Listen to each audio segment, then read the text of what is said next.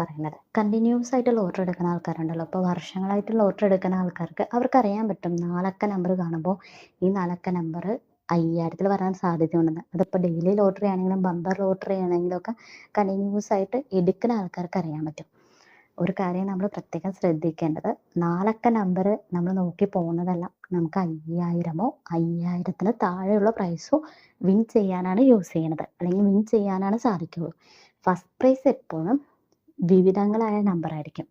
6 നമ്പറും വ്യത്യസ്ത നമ്പറായിരിക്കും. അതും ഈ 4 നമ്പർ ഉണ്ടല്ലോ, എന്തെങ്കിലും 4 നമ്പർ കണ്ടിന്യൂസ് ആയിട്ട് വരാത്ത നമ്പറുകളായിരിക്കും.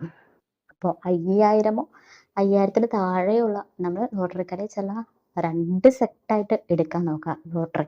ഒന്ന് നമ്മൾ നമ്പർ ട്രിക്ക് ഉപയോഗിച്ച് 5000മോ 5000ത്തിന് താഴെയുള്ള പ്രൈസോ അടിക്കാൻ പറ്റിയ നമ്പറുകൾ നോക്കുക, അത് പർച്ചേസ് ചെയ്യുക.